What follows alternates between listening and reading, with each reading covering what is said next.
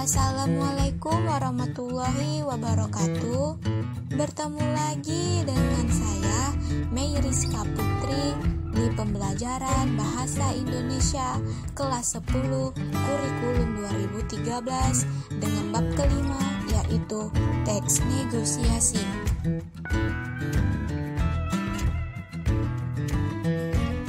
Untuk memulai pembelajaran hari ini, marilah kita mengucapkan basmalah. Bismillahirrahmanirrahim. Hari ini kita belajar tentang struktur dan kebahasaan teks negosiasi. Disimak ya. Kompetensi dasar pada materi teks negosiasi ini adalah 3.11 menganalisis isi, struktur atau orientasi, pengajuan, penawaran, persetujuan, penutup, dan kebahasaan. Tujuan pembelajaran: 1. Menentukan bagian struktur teks negosiasi. 2. Menyebutkan unsur-unsur surat penawaran. 3. Mengidentifikasi pasangan tuturan dalam teks negosiasi. 4. Mengidentifikasi kalimat persuasif dalam teks negosiasi. Sebelum ke materi selanjutnya, kita akan mengulas kembali materi yang sudah kita pelajari di minggu yang lalu. Untuk mengingatkan saja, apa yang kalian ketahui tentang teks negosiasi? Pengertian teks negosiasi. Negosiasi adalah bentuk interaksi sosial yang berfungsi untuk mencari penyelesaian bersama dengan pihak-pihak yang mempunyai perbedaan kepentingan. Pihak-pihak tersebut berusaha menyelesaikan perbedaan itu dengan cara yang baik tanpa merugikan salah satu pihak. Ciri-ciri teks negosiasi. Ini akan membedakan teks negosiasi dengan teks yang lainnya. Yang pertama, adanya partisipan yang memiliki kepentingan masing-masing. Kedua, adanya perbedaan kepentingan dari kedua pihak. Ketiga, adanya pengajuan dan penawaran. Keempat, adanya kesepakatan sebagai hasil negosiasi.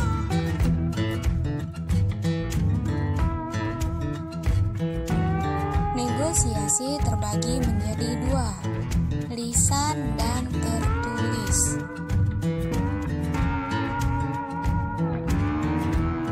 Pola penyajian teks negosiasi. 1. Berbentuk cerita pendek atau narasi. Berarti berbentuk cerita pendek yang di dalamnya terdapat proses penawaran. 2. Dialog, yaitu berbentuk percakapan antara pihak yang mengajukan penawaran. 3.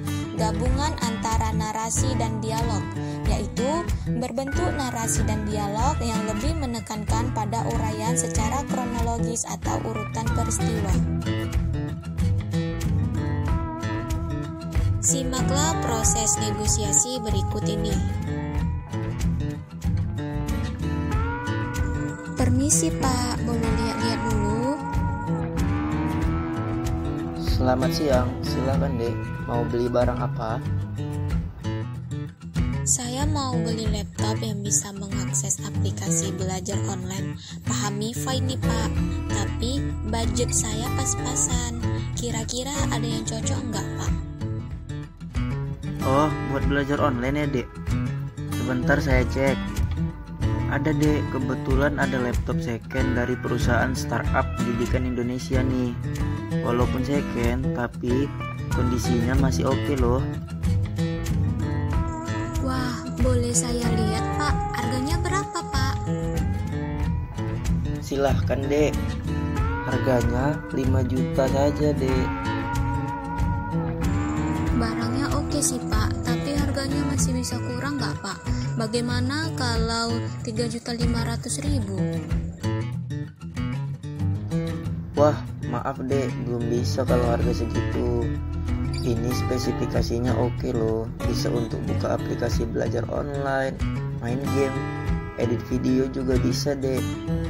Begini saja, saya kasih harga 4 juta, bagaimana? Boleh dikurangi sedikit lagi nggak Pak? Kalau boleh 3.800.000 ya, saya bayar cash sekarang. Wah, bagaimana ya? Oke deh, 3.800.000 deal ya dek. Saya siapin barangnya, sekalian saya install sistem operasinya. Ditunggu sebentar ya dek. Baik, terima kasih Pak. Ini uangnya, silakan dihitung dulu. 3.800.000 pas.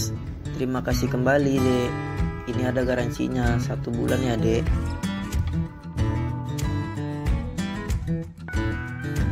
Langsung saja kita menuju materi yang pertama, yaitu menentukan bagian-bagian atau struktur teks negosiasi. 1. Struktur teks negosiasi. Pada dasarnya semua jenis teks memiliki struktur. Struktur teks negosiasi yang terdiri dari orientasi, permintaan, pemenuhan, penawaran, persetujuan, penutup. 1. Orientasi merupakan pembukaan atau awalan dari percakapan sebuah negosiasi, biasanya berupa salam, sapaan, dan sebagainya. Contoh, permisi Pak, boleh lihat-lihat dulu? Selamat siang, silakan dek, mau beli barang apa? 2. Permintaan, di mana pihak yang ingin tahu menanyakan suatu barang atau permasalahan yang dihadapi.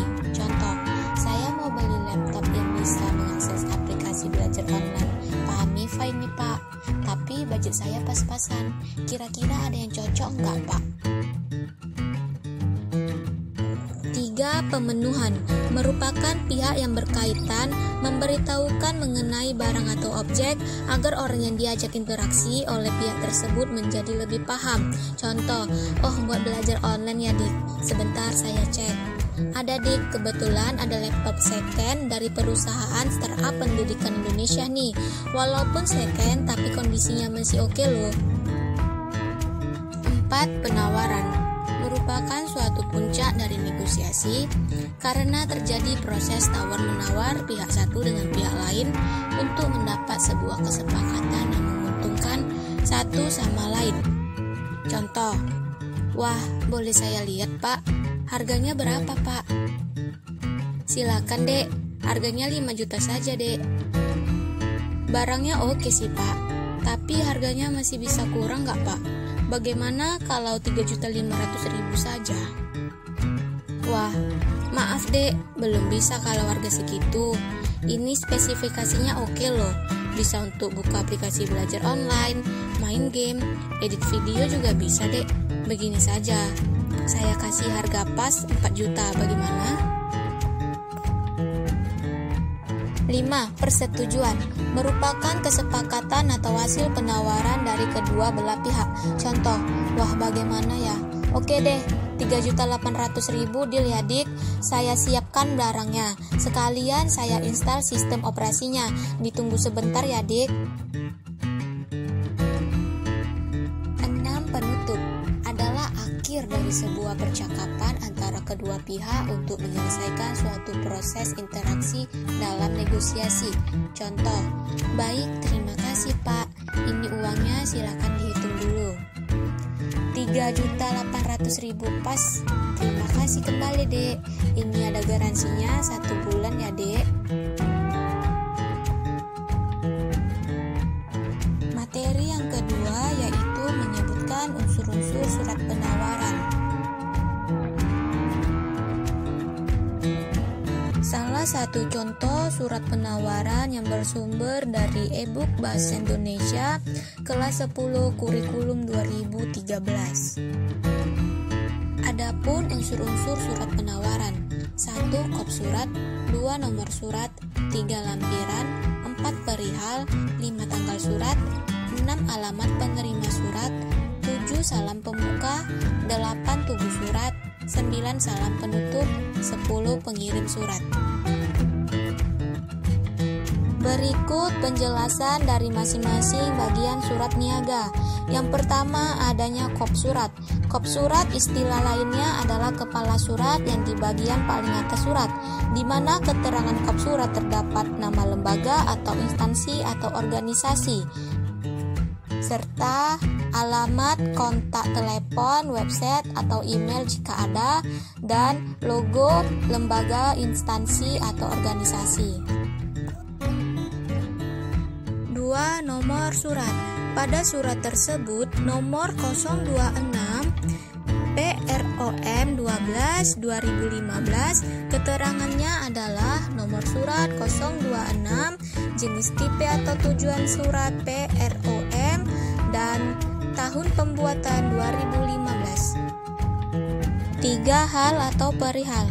Hal pada contoh tersebut adalah penawaran produk spesial.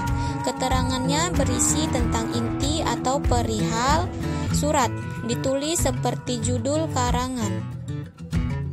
Dan penulisan tiap kata diawali dengan huruf kapital kecuali kata hubung. 4. Lampiran. Di mana contoh surat ini lampirannya 1 lembar. Keterangannya adalah jumlah halaman surat selain surat utama. 5. Tanggal surat. Ditulis sebelah kanan sejajar dengan nomor surat. 6. Alamat penerima surat. Adapun keterangannya, yaitu hindari penggunaan kata kepada, dan jika menggunakan bahasa asing, maka penulisannya harus miring. 7. Salam pembuka, seperti kata dengan hormat. Ketentuan salam pembuka yaitu penulisan secara umum harus bagus dan sesuai EYD, lalu menggunakan tanda baca koma di akhir salam pembuka. 8. Tubuh surat, yaitu isi daripada surat. Keterangannya terdiri atas pembuka, isi, dan penutup. Kemudian penulisan harus baku sesuai EYD. 9. Salam penutup, diikuti dengan nama, jabatan, dan tanda tangan penanggung jawab. 3. Pasangan tuturan dalam teks negosiasi. Bacalah kutipan teks negosiasi berikut ini.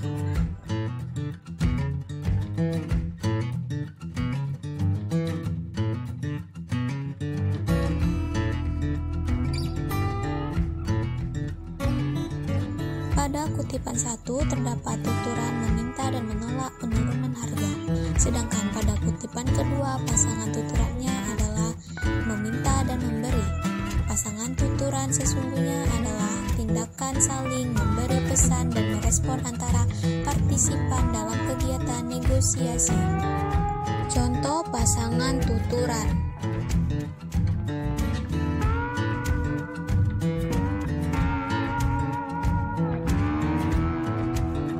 4. Mengidentifikasi kalimat persuasif dalam teks negosiasi. Ciri bahasa dalam negosiasi yang berhasil adalah bahasa yang santun dan persuasif atau membujuk secara halus. Kaidah kebahasaan teks negosiasi yang pertama, bahasa persuasif merupakan suatu bahasa yang digunakan untuk membujuk atau menarik perhatian. 2. Kalimat deklaratif adalah kalimat yang berisi pernyataan yang berfungsi untuk memberikan informasi atau berita tentang sesuatu. 3. Bahasa yang sopan bertujuan agar tercapai komunikasi yang baik demi mencapai negosiasi sukses.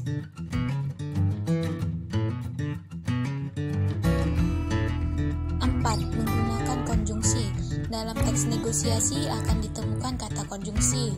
Misalnya dalam kalimat terdapat kata meskipun, walaupun, dan lainnya.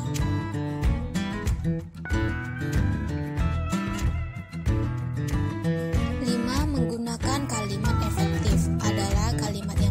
singkat, jelas, lengkap, dan dapat menyampaikan informasi secara tepat. 6. Berisi pasangan tuturan. Tuturan merupakan bentuk komunikasi lisan seseorang kepada mitra tutur dalam kehidupan sehari-hari. 7. Bersifat memerintah dan memenuhi perintah. Dalam negosiasi ada seseorang yang memerintah dan sebaliknya ada yang memenuhi perintahnya. 8. Menggunakan promina. Kata ganti adalah suatu jenis kata yang menggantikan nomina atau frasa nomina. Contoh, saya, kami, ataupun Anda. 9. Menggunakan kalimat langsung. Adalah kalimat yang langsung diucapkan oleh narasumber.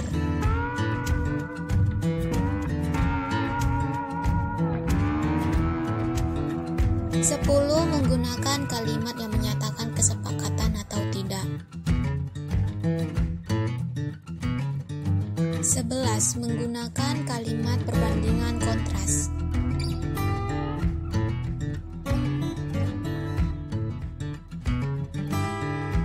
Bahasa yang santun sangat mempengaruhi keberhasilan negosiasi.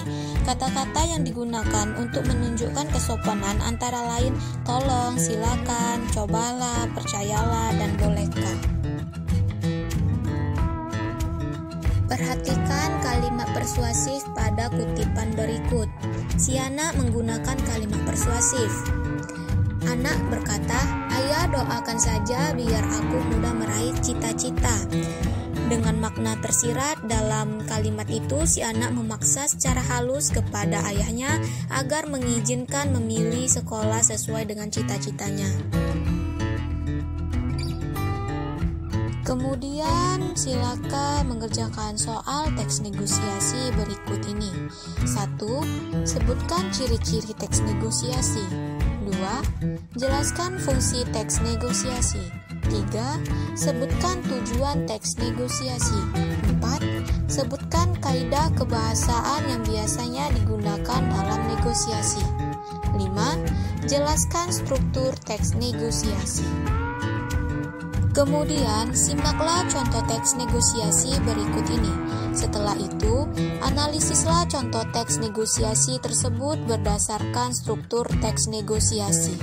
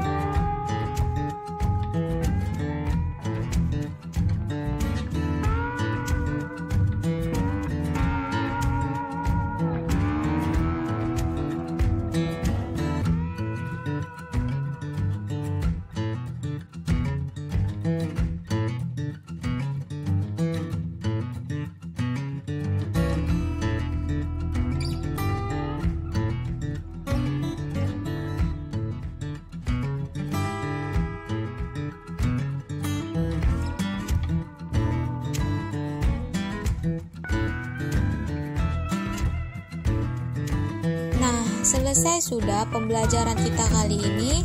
Semoga bermanfaat dan jangan lupa selalu ingat pesan ibu, selalu mencuci tangan, gunakan masker, dan menjaga jarak ketika berada di luar rumah.